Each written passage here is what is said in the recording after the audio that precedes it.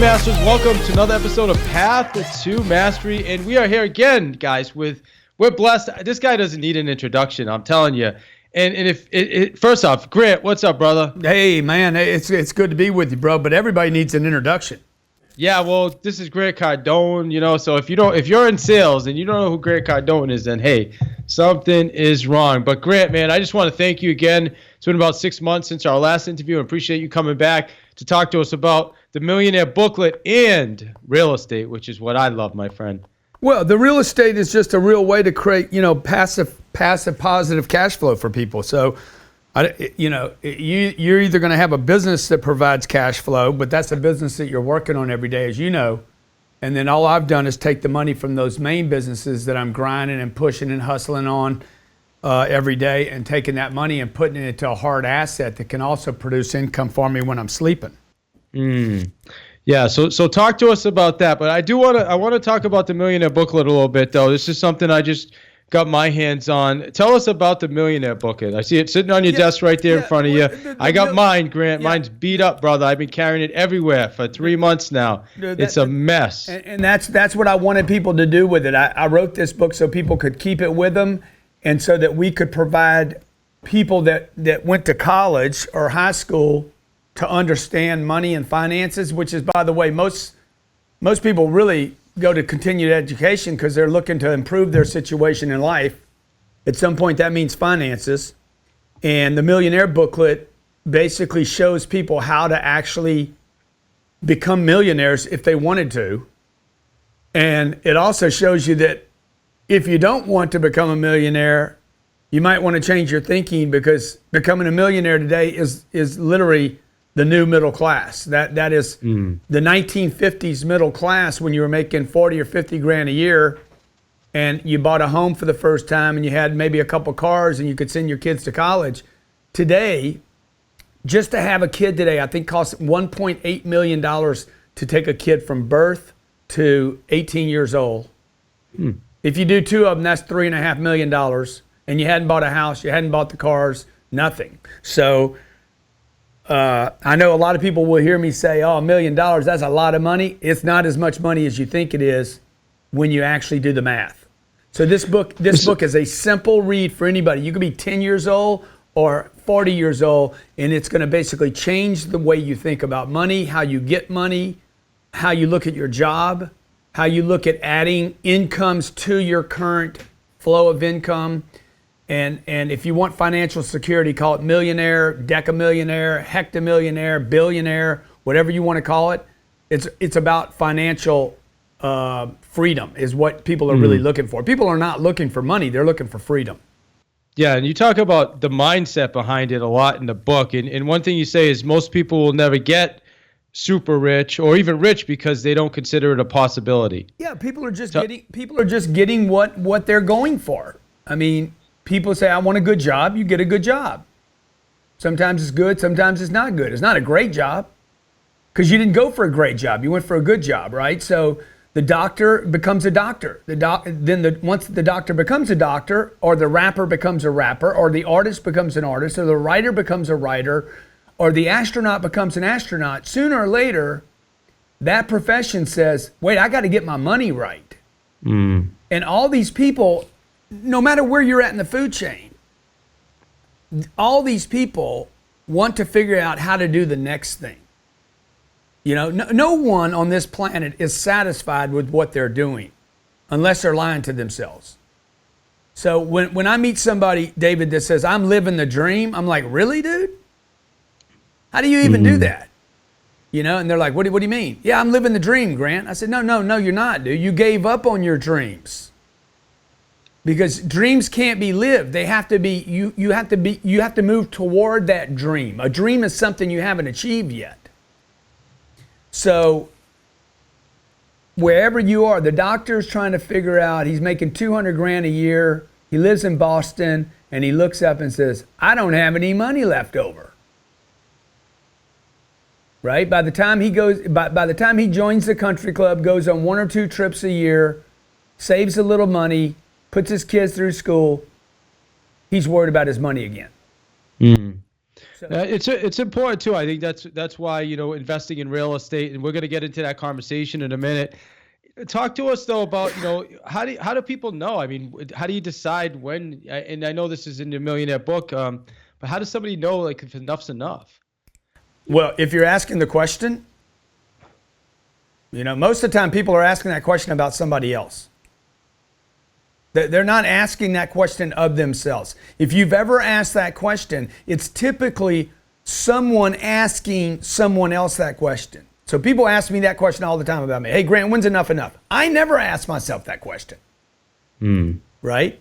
So Kevin Hart made, I don't know, 60 or 70 million dollars last year. Kevin Hart's not asking when's enough enough. His wife might be asking when's enough enough. Okay, his mama might ask him. You might wonder, but Kevin's like, dude, I want to go to the next level. He wants to become a movie producer. He wants to start a business. He wants to become a producer. He wants to bring other Kevin Harts up because he knows his potential's there. So the only people that think where they are now is enough are the people that have actually quit looking at the other things they could be doing. I talk about this in the Millionaire Booklet. I'm like, being satisfied is selfish. Because being satisfied, if you're happy with where you are, it's because you're thinking about where you are. Right? You're like, oh, I'm good right here. I'm making enough money. I'm helping out enough. I'm doing enough. Really? But what if you could help more people than just your 2 kids? I don't think I'm a dad to 2 kids. I have 2 beautiful kids. I love them. I'm very responsible. I spend more time with my kids than 99% of fathers do. I know I do. But I don't think I'm responsible just for my kids. I think there's a lot of kids out there that I'm responsible to in addition to my blood family. I question on the book. I mean, I've been carrying the book, like I said, a couple months. I posted pictures of it in my console at my car, at the gym with me. You know what I mean? Like it's getting beat up, man. But you said something in the book as well. It says, don't trust yourself when it comes to wealth. Right? Yeah. Tell us what that means. Like, I can't trust myself. I got to what? Yeah, because you don't want to trust yourself because you're limited to the information you have. The old adage, knowledge is power. It's true. So what if the knowledge you have is limited? See, the people that say, oh, Grant, I don't need a private jet. Okay, good. But what, based on what? Well, I just know what I want. Yeah, but you've never been on one. How would you know? By the way, you've never done the math on what it could do for you and your business and your brand and your family and the quality of your life. So you see, the point I'm making, I'm using the jet as an example. How can you make a decision on what you want when you've never had it? Right? Should you go international? Well, no, I don't need to go international. My business is good without going international. Should you use Facebook and Twitter and Snapchat and Instagram? And if you're 50 years old, you're like, no, I don't need all that. I'm a commercial real estate guy. We don't do business on Facebook. All right, but you're making a decision based on the past, right? Not on what you could do. So the guy says, I don't need $1 million, Grant. Based on what? Nobody that's had $1 million says that. The only people that say they don't need most of the things we're talking about are people that have never experienced it. So it becomes a bunch of people that don't know anything talking about what they need. So what do those people do? Like, how do those people become? You need to trust somebody other than yourself. And you need to trust somebody other than your little circle, your little tiny circle. I'm sure you know the adage about the 5. You are a network. You're the average of your 5 the 5 closest people. Yeah. So people are like, oh, I need to get a new 5 people. No. You need to understand that you are a computation and a compilation of basically your surroundings. So when you say I I only need to make 80 grand a year. All right? I just want to be happy. These are all ideas that came from that network, that little tiny network that you have. So I say, look, don't trust yourself. And I could have gone further. Don't trust your surroundings. And don't trust your mom or your dad, your uncle, your aunt, your brother. I think I do make a note on here is do not get financial advice from a millionaire. And the reason I say don't get financial advice from a millionaire is is worried about their money. So David, if you know a guy that's a millionaire, maybe he's worth $1 or $2 million. I assure you, if we have an interview with him, he is not free yet. He is worried about losing his money. He becomes very conservative, very constrained. You remember the book, The Millionaire Next Door? Yeah, absolutely. That tells you the whole story of the millionaire. So how much money does it take then until that fear goes away, or does it ever go away? I mean, you could have $2 billion and still worry about losing it. I'm going to tell you something. I believe Elon Musk thinks he doesn't have enough money. Why? Because Elon wants to go to Mars. And Mars is going to take more money than what he has. So what Elon needs is he needs influence, right? See, Elon Musk knows that he doesn't really have any money. Other people have money. He needs to get that money to make his project to Mars real. He also knows that money is not the deal. Dude, the money's not the accomplishment. It is the ability to influence. The purpose of money is to use it to influence, not use it to save in a bank. And you and I were brought up, save your money, buy a house, put your money in a 401k, get ready for retirement. That is not what money is for. Money is to be used to expand so that you have friends and contacts, you know people, and you can move things. So now to get back to this very simple question, financially, how much money would get somebody out of fear? The answer is probably different for everyone, okay? But I would tell you this. Personally, I had $1 million and I was terrified. I was more scared of the money at $1 million than when I had 80 grand. Because when you have 80 grand left, you know you're broke. When you only have $5,000 in the bank, you know you're broke. Yeah, there's no kidding yourself, right? When you get $1 million in a bank account, now you're worried about, what if I lose this money? What if I invest it over here? What if I do that? You become terrified because you start doing math on money and you realize you could go back to $5,000 pretty quickly. Yeah, no doubt. And if you don't have the money right now, you're saying, this dude is obnoxious, you know? But look, at 25 years old, I was $40,000 in debt and didn't have 2 pennies in the bank. So I understand what it's like to be broke. And I just know along the way I made decisions that now I look back and say, well, that was dumb. Because I remember I used to say, if I just had 100 grand, if I could just make 100 grand a year, man, I'll be set.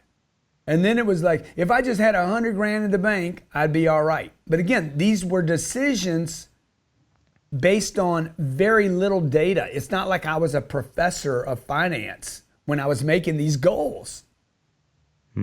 Tell us about, you got a shirt on, and then we're going to switch gears to real estate. Your shirt says Billionaire in the Making. Love it, my friend. I got to get me one of those bad boys. Tell us about that. Well, I am. I don't know if I'm going to make it, but I'm going to go for it. And you know, I heard Mark Cuban, somebody asked Mark Cuban once, hey, what's the difference between being a millionaire and a billionaire? And he's like, everything. So what's the difference? Like, everything.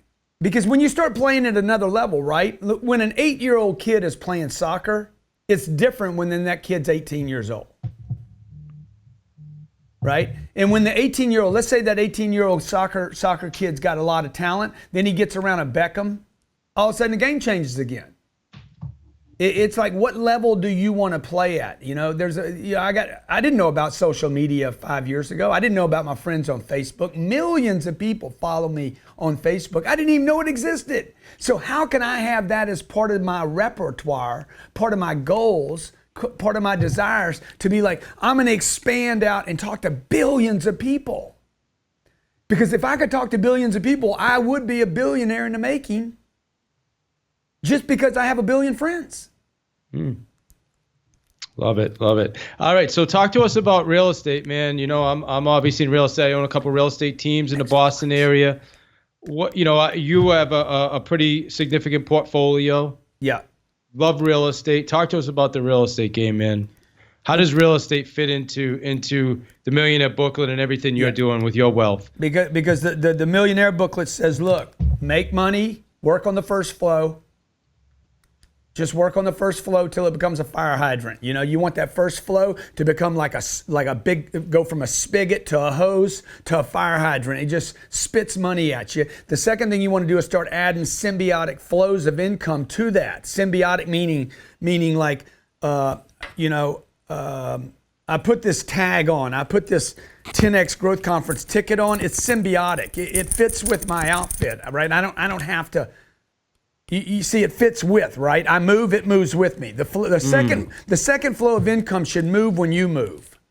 So it wouldn't be, what most people do is they get one flow going, they got a job, and then they start a second job. The second flow should fit. They shouldn't be disconnected. Later down the line, the real estate is a disconnected flow for me, okay? It was my third business. I always knew I wanted to buy real estate. Real estate always made sense to me. Where I go buy a property, I rent it to other people, and we keep it for a long period of time, and that rent pays down the debt. So I've been doing real estate quietly for 30 years. I now own 5,000 apartments, about $700 million worth of real estate. The real estate holdings are worth more than my other companies. And, 30 years from now, that real estate will probably be worth $2 or $3 billion. If I keep it, right? So if my family or my estate decides to do whatever it's going to do with it, it's going to continue to produce income long after my body can sell a book or can speak on stage or can come into a company and push a company. That real estate also is indestructible, okay? If you go back 1,000 years ago, people were building huts, roofs. I need a place to sleep. I need a fire at night, right? 2,000 years back and 2,000 years forward, people will still be interested in housing.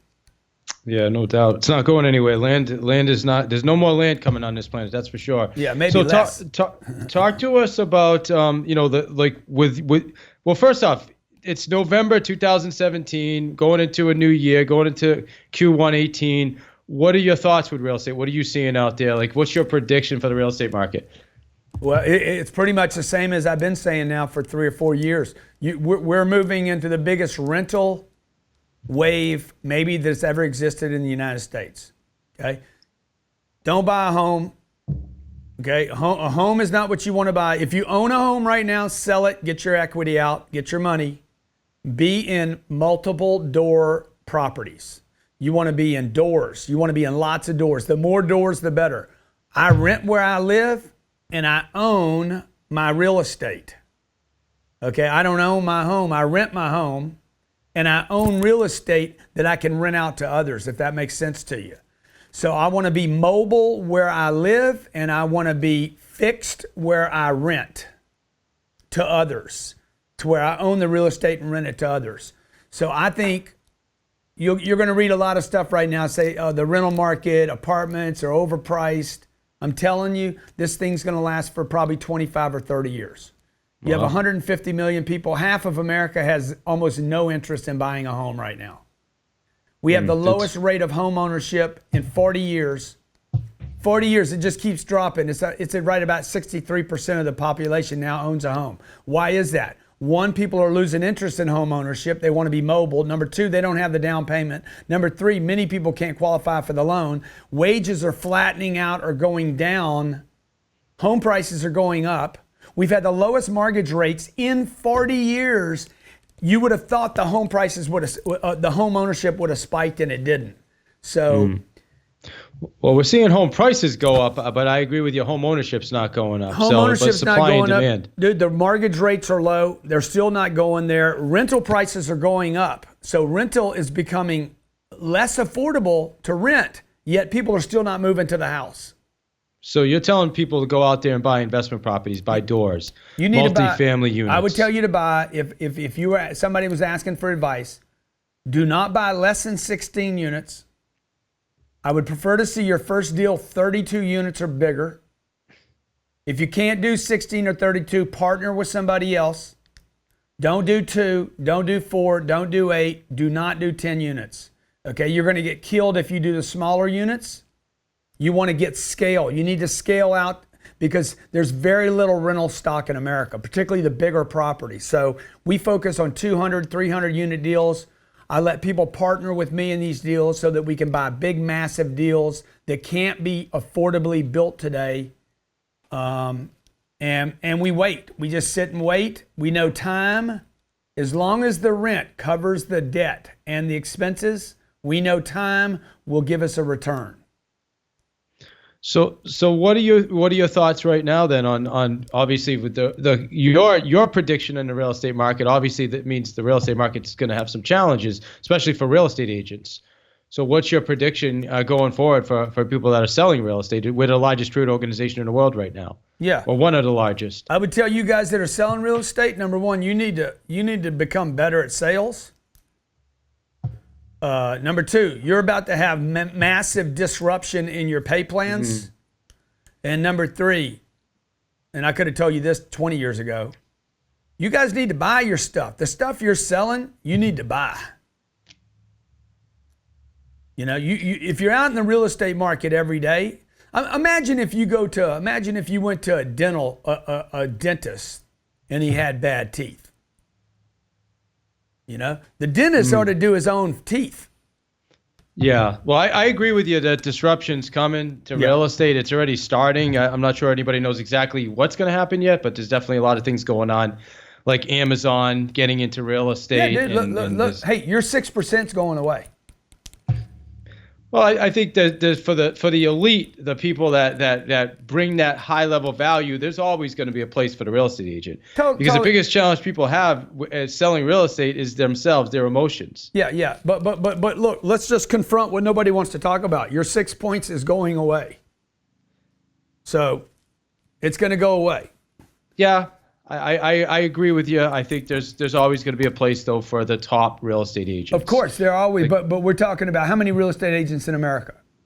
I think there's over 1 million. It might be 1.1. Yeah, but I mean, like less than like 40 or 50,000 of them even work. Yeah, that's a good point. So those people are going to get slayed. The people that aren't working are going to get slayed. The people at the top of the food chain always do better. Yeah, but when there's disruption for everyone, right? So even people at the top of the food chain, like if you're making a couple $1 million a year, okay? I've worked with the top real estate agents in the country. My friends that moved to Los Angeles 5-6 years ago, they moved to LA. They didn't know anybody. They'd never sold a house there. This year, they were the top agents in Los Angeles, okay? $500 million in sales. Husband and wife team. They're using the 10X principles, okay? They take their money from their commissions and they buy income producing properties. So they're making the right moves. Number one, they got very, very good at their game. They operate at the top 2 or 3 people in their market, not the top 2 or 3%. I mean, top of the top, right? Very top of the food chain. Number one. Number two, they take their money and they start investing in properties that can produce income long after their listings. So let me ask you this question. I mean, we're talking a lot of listeners here may not have any investment properties yet. Maybe they're thinking about getting their first 3 or 4 unit, and you're telling them go buy 16, 32 units. Because if you buy on a budget, then you're not going to buy the right property. These aren't groceries we're buying here. This isn't lunch. This is real estate. You know, and I know that the best locations, the premium properties always make money. So you don't want to buy on a budget. Now, what does that mean? It means, see, the easy thing to do is buy based on the money you have. The hardest thing to do is buy the better property. And if you have to go raise money to do it, do it. But you're better off buying a good property than a poor property. The old adage, buy low and sell high, that's not true in this real estate game. You want to buy the best because somebody will always pay a premium for it. And when it comes to number of doors, if I drive through Boston, I'll see 2 units and 4 units all over the city. But try to find 300 units or 200 units or 80 units. You could literally call a commercial broker in Boston and say, how many 100 unit deals are available in the Boston market? Very limited number. Ask them how many duplexes are in Boston, and nobody even knows what that number is.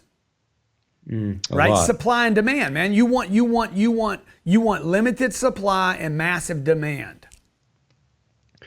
All right, brother. So tell me about, the who's got my money. I got the bumper sticker or the sticker. It's on the wall right here in front of my desk, man. Green, who's got my money? What's that all about? Dude, your dreams are limited not by your budget, but how many people you can find with the money that's yours. Who's got my money, right?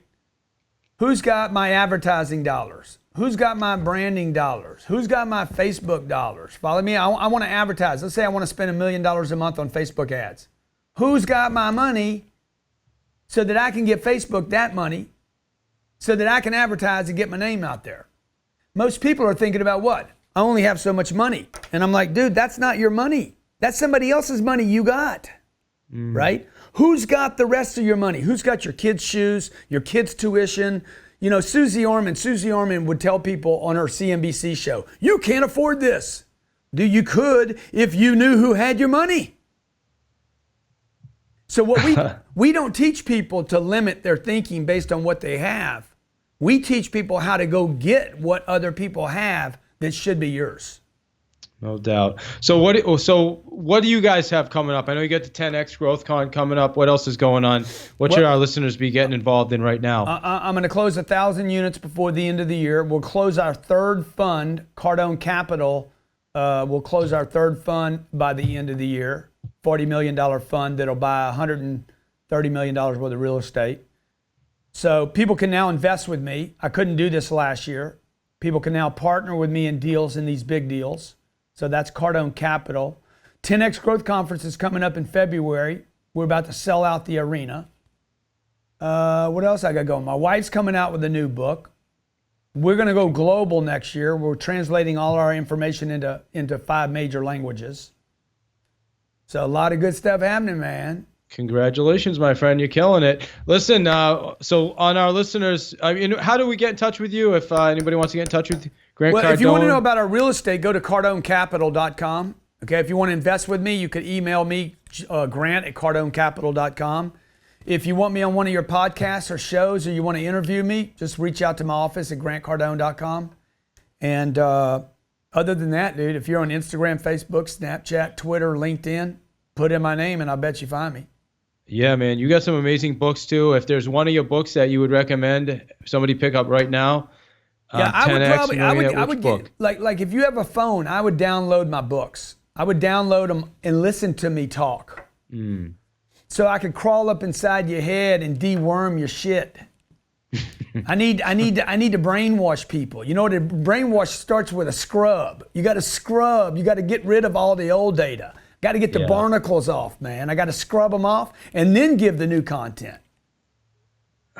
All right, my friend. So on our listeners' path to sales mastery, what's the one thing you want them to take from this interview today?